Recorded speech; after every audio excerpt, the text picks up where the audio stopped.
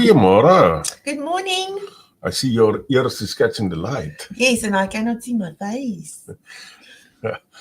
No, I'll move the screen a bit so that you don't feel locked out. Good morning. We're all in good Christmas spirit this morning. Yeah, good morning, everybody. It's that time of the year again where we have to say this is our last one for the year. And the year has come and gone like crazy. Very quick.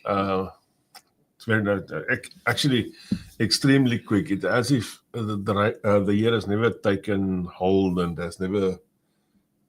I felt like we were coming. It just didn't. Yeah. No, it was. There was just, no momentum. It no, was just. Yeah.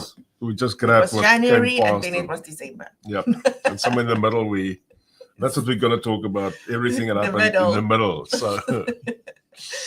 So yeah, the last year's Christmas was a big one for us. All our kids were with us in Tauranga, and they all were here in New Zealand, and they all visited us. Yeah, it was the first time in many years that we were all together as a family. So that was really special. And all of them are in New Zealand currently, but then they split up.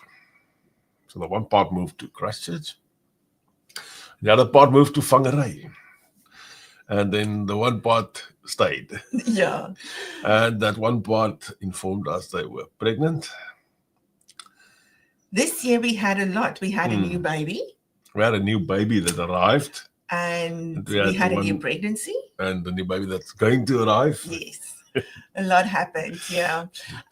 Some of the other babies learned to walk and potty train and shit like that. So they're all growing up. And stuff that makes grandma heart feel good. So. Yeah, and what makes me really happy is just to see how the little ones adapted to New Zealand, to the school system. They're really flourishing. They moved to Whangarei. And they can speak English, believe it or not. They moved to Whangarei at the end of last term, September. Yep. And they got the, what is the report? The piece of paper from the school. And the teachers only had so many good things to say about their resilience and how they adapted and how good they are, well they are doing after only one term. So it is really, really makes my heart so happy. And it's good that they adapt because it could be very bad if they don't adapt. Yes, I think we should teach our children to be resilient. Under all circumstances. Yes, yeah.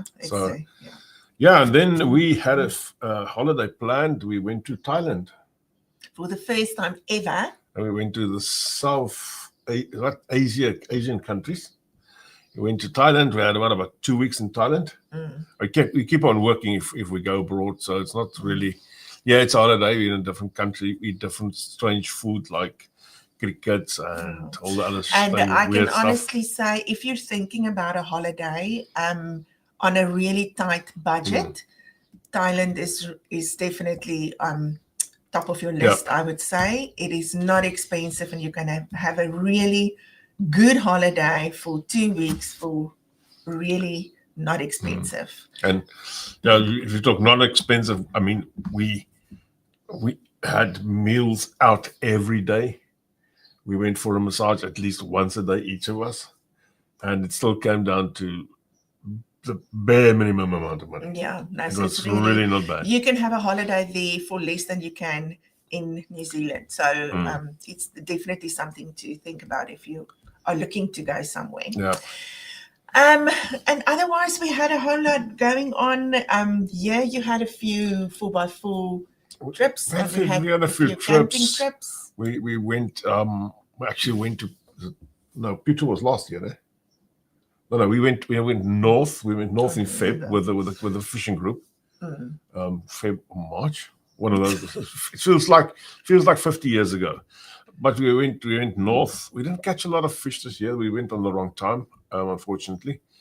But it was still a break, a nice break. For the first time in my life, I actually used my satellite dish.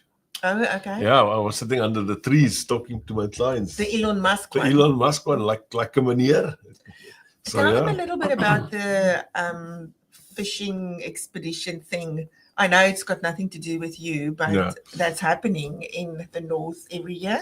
Well, up in the north, you've got the Snapper Bonanza, and there's a group that I go with, and they normally take at the same time that the Snapper Bonanza is there. We do our own type of fishing competition, or in-house fishing competition. I'm just thinking this year I'll probably go a week or two earlier just to get some good fish. So I love to fish. So what is the Snapper Bonanza? This is a bonanza where only 1,200 people are allowed to fish. Yes. And they got to fish from the side, and you got to fish on the west coast. And it's not normally the best time of the year that they allow these guys to fish. So it costs a few dollars, and the big prize, I think, is a car or $35,000. It's big prizes. Yeah, at the end of the day, it's big prizes. A lot of guys just go there and hope for the best, but the amount of fish that comes out normally during the Snapper Bonanza is not that large. So it is not the easiest way to catch fish down there. So we do it from the boats on the other side. It's just way more fun. Yeah. We've been to Northland before, but this was the first year that we went on an expedition trip. And I must say, it was the first time that I could really see everything that there was to see. This is the second year. And you've been on the first one. Yeah, but we didn't see so many things. No, I think the first year that we went with a group to Northland with the expedition out to Northland, we were too many cars. We were 31 vehicles up there, and it was very, very busy. So this year we stopped at a lot of beaches. I stopped at all the beaches. It was so amazing and so beautiful. It's definitely a highlight for me. It was definitely a highlight for me. And I hope we can go back soon. You'd think it's far because it is 7-8 hours it's drive. 7-8 hours drive easily, still, especially when towing a caravan or a boat or something like that. It is definitely worth it. Yeah. Definitely. That's why I say if I go north, I want to stay for the week. It's just not. It's not worth going for. You take Friday, the whole Friday's up there. You catch fish on Saturday, come back on Sunday. Geez, you're dead by the time you arrive back home. So, yeah, for me, it's to get some quality time out of life as well. So that was definitely a highlight for me. From Thailand, we actually got stranded in China for 24 hours. The rain was so heavy in Bangkok. We flew from Bangkok that the plane couldn't get airborne. It was just raining. I mean, we think we've got rain in New Zealand. Those guys have got rain. Within a few minutes, the water will be ankle deep, and it will just be flowing everywhere. And that kept the plane on the ground. And we actually arrived back in China, and then our plane that we had to catch down there is already gone. So we were marooned there in a Chinese hotel where nobody spoke English. That was quite an experience. We were far out from everything. You couldn't walk anywhere. We couldn't use our cards. They only wanted cash and US dollars, not New Zealand money. They didn't even know what New Zealand money was. They had to go look on a chart and say, no, they can't accept this. So, yes, we learned a few lessons. Yeah, we did. But it was an experience. One of the lessons I've learned is to always carry American dollars in my pocket if I go overseas. Yeah. Always. Cash is king. Cash is king. That's the old thing. Yeah. And then once we were back home, we were back into full swing of things. And then we had to go to America. Yeah. We went to Miami. Yeah. Miami, as they say there. And Miami was a bit of an eye-opener for me. You always think America and cowboys and good food. And yeah, the food wasn't that good in America, to be quite frank. The prices was extremely crazy. He was in meetings the whole time. And I was walking around and I was buying my food from the 7-Eleven because it was just, I bought one. I sticked myself for one breakfast at the hotel the one morning. And it cost double the price. And I just decided this is the last one. So yeah, I just... I'm part of the $1 Million Roundtable of basically the world. That's a financial advice sector group, probably the highest you can ever get in financial sectors. And they had the annual meeting. It was a 4-5-day meeting in Miami. Yeah, that was quite an experience, especially to see how they operate down there. We were about between 5,000 and 9,000 people at the same time in that conference center, and things that was also went well. It was also interesting. All the chuchus that walks around there, and all the different. What's that other things? Dragon thingies that swims with you in the pool. It was quite an experience. A lot different from what I expected. Bearded dragons, and these things are all over. Yeah. And some people did not like them, by the way. I don't know why. What do you have against these things? But it was good to come back home. If you are watching us live now, please drop and tell us where are you going for your holiday this year. I would love to see that. So just drop a comment somewhere and saying, I'm doing the garden route. That is meaning you're staying at home or you're going to wherever else. We are actually going to the South Island. When are we going? Shoal, our son, lives in Christchurch, so we are spending the Christmas with them.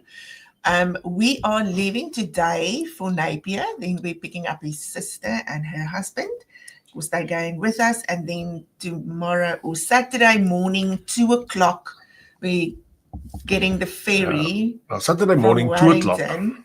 The wind, I know, is something like between 50 and 70 kilometers an hour on that piece of water we've got across. The thing is, I made the mistake and I was forced to watch a video the one day on YouTube of how it looks on a ferry when the wind is actually that strong.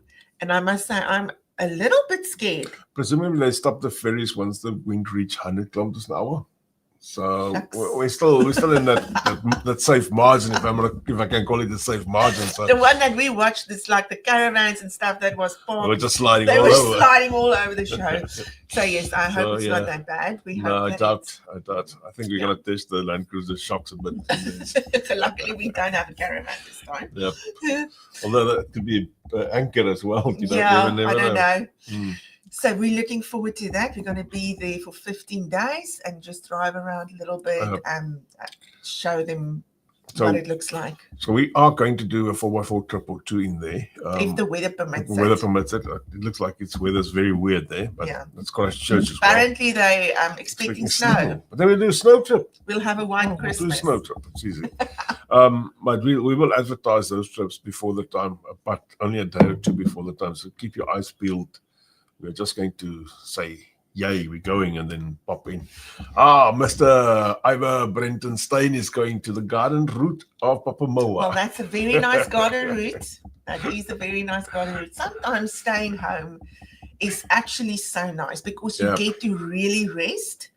Although I know then you have to do some stuff around the house. No. It's not a thing that men must do stuff around the house. The wives go and say, you can do this and we can do that. And the men has got to do that. And Petra Bell also going with Jan Thijs Blassekariki. Jan stay at home scar. Yes. Is that the right pronunciation? Where do you live, Petra? I can't remember. Petra, where do you live? Send us your. Staying home for Christmas can be really nice because there's so many places that you can drive and go see, and so many beaches and outdoor things that you can do, picnics you can have. You can really rest. Yeah. And we can really rest. You had a few things happen this year as well. Yeah, Petrus and Rotorua. Petru, what you can do is meet up with Ivor, then you can both do his garden and he can go to Rotorua and do your garden. Rotorua, it is so central, so they can drive to so many places and it's got a lot to offer. Rotorua's got a lot to offer. You had a few interesting things happen this year. You started the year off with Labyrinth for Lemonade and ended it with Wildflowers. We actually, end of last year, I was thinking about maybe changing the name of Labyrinth for Lemonade because it is. It's difficult to spell. I can't even spell it. And when I started Labyrinth for Lemonade in 2020 or 2019, I can't even remember, the name made so much sense to me. But I grew and the ladies grew. Everyone grew, so I just felt that maybe it's time to change the name and to do something. I mean, when you immigrate, you do so much self-reflection and you change a lot. And that is what if you've never immigrated, people won't understand this. No, you change a lot. You grow a lot. You grow so much resilience and you change learn inside so much of you about so yourself. much. So I thought me and some of the ladies that helps around Labyrinth for Lemonade sat around and we just thought maybe it's a good idea to change the name. And I was really praying for a name that was really saying what I was feeling.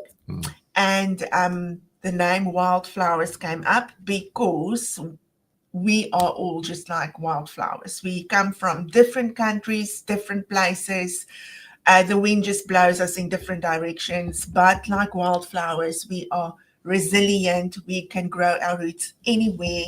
So that is where, and we are so diverse, but yet when we're together, you get this beautiful garden of different flowers. So that's where the name Wildflowers Connect comes from. Connect is just how women connect. So if you haven't joined Wildflowers Connect yet, it is a group. It is for every single immigrant woman in New Zealand, every single one, because we all go through the same things. Doesn't matter where we come from, and for some reason, you sometimes just feel that you are all alone. No one's going through the same thing as you. You've got it all the bad things happens to you. And when you connect with other women, you find out that actually everyone is going through that. Everyone is going through the same. The stories are all the same, but different. So join Wildflowers Connect on Facebook. We create opportunities to get together. We do fun stuff. We do crafts, or we maybe just have like morning teas and afternoon teas, and where women can connect. We get a few speakers just to talk about resilience and motivate and inspire a little bit, and you get to meet so many new people. And you learn so much about yourself and about this journey, and you realize that you're not alone and you can do it. So yeah, that's what happened with Wildflowers Connect this year. We're very excited for next year. I'll use this time in the South Island to sit down and think a little bit of what we can do and places we haven't been yet that we can maybe visit. And this year with Expedition Aotearoa, we were quieter. I think we didn't plan our year that well. So, but for next year, we've got at least 6 trips planned, and we are going all over the North Island. We'll make some announcements later on regarding where and when we are going and what we are going to do. Maybe you can also use this time to maybe just... definitely. That's why I'm going to sit down with Charles and use him as a bit of a sounding board down there. So my diary is going with me so that I can to get the whole thing on the road. That was... and then I urgently had to go back to South Africa. Yes. My mum fell. She fell 4 times in the same day or something like that. And she was in hospital and not doing well at all. We actually thought it's bye-bye time. So I went down there, sorted a few of her stuff out, got her settled into the high care of the old age home and so forth. And miraculously, she's much better these days. Yeah. So, and that was such a quick trip. It was, and it's emotional. And that is the thing about immigration. It's when things like that happen that it really hits you. You're so far. And it takes time. It takes time. If you plan to go to South Africa today, there's an emergency. You need to go to South Africa today. You probably can't get a flight. That's the one big thing. Then you struggle for a week to get a flight. Difficult to try and sort out stuff for your parents in South Africa from here. It is not easy. Even payments to the retirement village, it's difficult. I don't know why they struggle so much, because for me it's really easy to do payments. But I pay a portion of a upkeep there. And every time I pay this over via Netbank, they send the money back all the way. It's a hiccup up and down. It is a little bit of a hassle to get everything sorted. And when you're far, it's really difficult. And it is things that you have to do. There's no getting around it. You have to do it. So Michelle Salzwessel is also going to stay in the garden route of Papamoa this year. The garden route of Papamoa is going to be very busy. Papamoa's got a good garden route down there. So probably a place we can I must tell you, Michelle has got this business. I think it's sweet As or something's the name. I can't remember. It's cotton candy. She makes the most wonderful things. Was it she that made the cake? She made the cotton candy cake that we had at Alita's birthday, and it was amazing. So, yes, I just wanted to tell you about that one. Yeah, that was actually an eye opener for me. I never thought you could do that. So yeah, it was amazing, and it tasted. Every layer had a different taste. It was that was absolutely good. amazing. And the thing with cool cotton kids, candy, school kids, not kiss my ass. What did you say? Cool kids. School kids. Why did I think it was because something was sweet? Whatever. Sweet Cool ass. kids then. But sweet ass is actually a nice name for something like that, huh? Michelle, you're welcome to change your name to Sweet Ass. We'll send you my invoice. Yeah, it was really amazing. So look out for that one. But one thing I found about South Africa and being in Thailand and America this year was the price that I had to pay for everything in South Africa versus, I'm not even going to compare with America, but comparing with Thailand, I could have stayed for about 3 weeks in Thailand for the same price as I stayed for a week in South Africa. I think Thailand is one of those countries that it doesn't matter where you're coming from, going there is really going to be cheap. Yeah. Cheaper than going to other places. What else happened? And then we moved through the year like crazy. We did make our budget that we had to make up, but it was we just made it. It was a hard year. It was a funny year. Funny year. Yeah, nothing was just continuously flowing. There was a lot of ups and downs, and What I wanted to say about the expedition trips that you do, and it's not only for people to join the expedition trips. It doesn't cost you a thing to join expedition. I know there's some rumors going around that you have to pay an amount or whatever. That's not true. That's something you should look at. You can join for free, and the trips comes up, and you just pay for your accommodation, and they normally throw in a few lunches on that you don't have to pay for. We normally just charge the price of the accommodation is divided by that, and I mean for what we can get it, because we get discount as well. Yeah, and that was good. Yeah. So, and the thing is, you meet other people, and you can go. We normally mostly pick sites where you can either do a chalet or a tent or a caravan, and where you can make a fire. Yeah. There's something about the fire. We try to do that. I know sometimes it's going to be difficult, but if you want to really explore New Zealand, then you'll have to get used to the gas barbecue thing. Not really. Okay. What I wanted to say is I have heard so many people that has been in New Zealand for years and they haven't left the garden route yet. Yeah, well. They if they've been, Jan met a guy, he told us yesterday, that was here for 2 years. He went back to South Africa in the meantime. But when we came here, Jan said to him, tell me a little bit about the area. Where can I go? What can I? And he's just like, no, he's never left wherever he lived. It was the New Plymouth, by the way. And there are so many beautiful things that you can see, and it doesn't cost you a lot. No. Even if you go on an expedition trip, it costs you, if you've got a tent, your campsite. That's what it costs you, and your petrol. That's about that. The rest is you have to eat at home. You can just as well eat there. Yep. So, and it's normally easy food. It's like we braai every night, a lot, and it's boerewors rolls, and it's really easy stuff. And even the price that we do charge does include a meal on the beach somewhere, because that's just nice to do that. It's just absolutely wonderful to get out and do something else a bit. So yeah. So if you are one of those people that think you can't afford to get out. There's so many things to see. So next year, to give you 2 examples where we are going, we're going on the motor. We're going back to the motor. And we are going to do a trip to Lake Waikaremoana.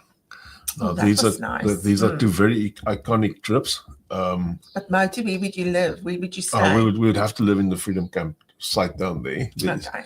It is a long drop, but... Okay, so that's the one that he's going to do on his own. Yeah, I'm just going to do the swag. So, no, it's actually quite nice. It is a primitive type of long drop down there. But yeah, you're out there, nothing around you. All you can hear at night is either possums or kiwis. And the thing is, you can't reach the campsite with a caravan You can. The Can motor, you'll be able to do the can first one, you? but then I won't take the caravan further than the Yes. specific one side. Oh, okay, no, then maybe Yeah. I can go if you want to take the caravan. No, I'm going to leave you at home. I also need some rest. Peace. Okay, I'll do a thing then. So, Michelle saying she can definitely recommend Donut Island, and Vanita's only woken up now. Good morning, Vanita. Festive greetings to you as Where's well. Donut Island? It's on the other side, if I'm right, on the other side of Auckland. Is that the one where you can Donut dive? Island. Tell us more, Michelle. So where's Donut Island? Is that the one where you can dive but not allowed to fish? I think that's the one. So that's one I haven't seen yet, to be quite frank. And it's so close. Why haven't we been there? Because we've been busy with everything else. So we can be busy going there. Yep. We also had our year-end function last weekend down in the Coromandel, and I once again realized, that's the one at Whangamata, Donut Island, Whangamata. I know we've been there. No, we've just been off. Yeah. And I'll explain to you later where that is. No. Yeah. We had a year-end function in Coromandel the past weekend, and I once again realized how good the Coromandel is for you. It just does something, that white beaches, that doing nothing, it's good for your soul, I think. That's what the slogan also says. So it's a bit of a cliche down here. Well, that's funny coming from you, because you can't sit. You can never just sit down. I was relaxed all weekend. I sat down, bright. I even bright myself. One evening, yes. Yeah. Someone else did for you. And I went to see how the guy stuff his car up on the beach. Oh, yes. Yeah. Got washed out down there. Yeah. Yeah, no, the Coromandel is she said it's the one that you got to kayak from the beach to the island. Okay. So we were just on the other side of it. I'll explain to you now, and you'll understand where we were. So I haven't done the kayaking thing. I don't have the body for a kayak, so I tried it once, and once we've reached the beach, that was where I just decided to sell the kayak. We had a double kayak. Never again. Don't test your marriage like that, because that's one way to easily get divorced and stay It was angry. like either we get divorced or we sell the kayak. So we decided to sell the kayak. So divorce was easier, to be quite frank, at that specific stage. Did you find it hard to sell the kayak? No, it's all easy. Yeah, it was one of those ones that you have to. I later said to the guy, I won't buy it back from you, but watch out, it'll ruin your marriage. So that's us. So today we'll be starting our trip up to the south. I'm going to Napier. I'll still be working tonight, and tomorrow I'll be working down from Napier. And tomorrow night we're getting on the ferry, and hopefully it's not a too bumpy ride. But that's gonna be fun. Then down in Christchurch for a few days, and doing a few trips up there. So we want to wish everyone a very, very happy festive season. Have a lovely Christmas. I hope you're not alone. If you find yourself alone, and you're one of those people that don't like to be alone, reach out. I've seen a few posts of people reach out to the guys in the garden route. Yeah, they're going to be alone, and people just invite them to come over. And if people invite you, please take them up on the invitation and go. Otherwise, if you're alone, do something fun. Go sit on the beach, watch people. People watching is always a good thing to do. And yes, we wish you all the best for the new year that's coming. I know of a few people that made contact that's on their way from South Africa. Very excited. Sean and his wife. We hope everything just happens very easily. And we'll see you next year. Any emergencies and you need to get hold of me, myself and will always be on. Yeah. Guys, I just want to, from my side, I want to say thank you for 2025. 2026, I also still think it's going to be a challenging year economically. It's not going to be the run in the park. For everybody out there, please Drive safe wherever you're going. I know it's not as dangerous as South Africa, but there's still going to be more cars on the road and more stupid people as well. Yeah. So have a great Christmas to everybody, Be safe, and yeah, we'll see you that first week in the new year. Yes, we're back on the 3rd of January, so we'll have a 30 minutes with Jan on that. Somewhere Thursday. along. Yeah. Okay. Guys and girls, Merry enjoy Christmas, that. guys. See ya. Bye-bye. Bye.